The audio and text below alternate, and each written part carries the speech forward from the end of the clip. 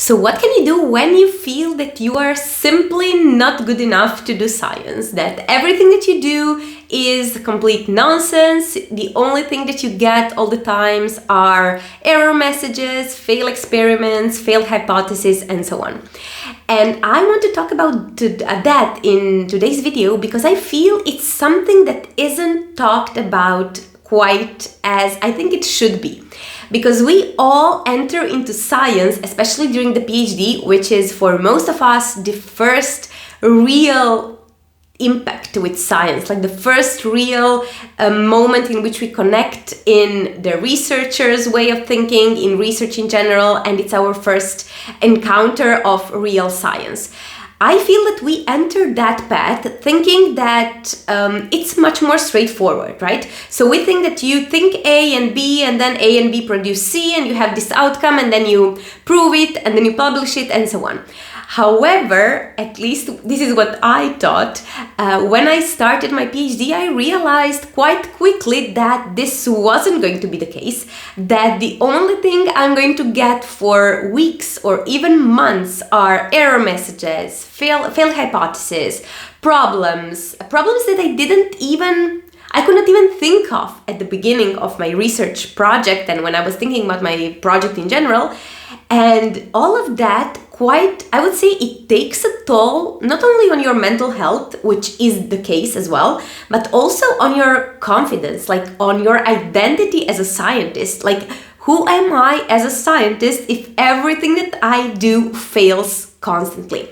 And if you add to that the layer of, I have a deadline, I have to submit this paper by the end of the year, I have to submit the thesis by the end, I don't know, of the academic year, or by the end of the month, or in 6 months, and so on. So you add that layer of time constraint, and then you have those two situations in which you're like, nothing is working, nothing is progressing. I am putting all of this effort and this time and my energy into something, and the thing that I get back is error messages, problems, experiments that are failing, and failed hypotheses.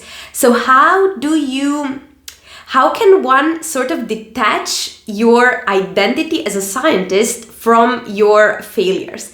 And this is something that I was discussing with a colleague of mine a few days ago. So I said I need to do a video about that because I'm sure there are many people being in that situation right now. Like, you are putting in all of your best efforts and still it looks like nothing. And the thing that you get is error, like wrong. So how do you find sort of a sense, like where do you even source, first of all, the confidence to move on? And then how do you even find a sense of doing science and a sense of continuing pursuing the PhD when nothing works? And for me personally, this affected a lot my relationship with science, because I was like, okay, I'm so terrible at it, it must be me. Like, it must be that I'm just not cut out for it, I'm just too stupid for it, and so on. But then you realize that on one hand, this is what science does, like literally you fail until at some point you don't fail anymore and you succeed, or not. This is how it works. But then you have this other thing that you can do, and this is a technique that I used a lot during my PhD, and I also teach my clients to use it, of this sense of making your work visible. Because when all the things that you're getting constantly is error message, failure, like the message, it's very hard not to take that personally and to detach like your science identity from who you are. Like, you are not bad at science, it's just how science works. Like, you don't know, and then at some point you know, and if that point happens during your PhD, great. If it doesn't happen, someone else will continue the work. So the thing that helped me a lot is making sure that I make all of this invisible work and invisible effort visible to me, so that I have some structure that I can follow, so that I can at least say at the end of the day, okay, everything failed, but this is what I did.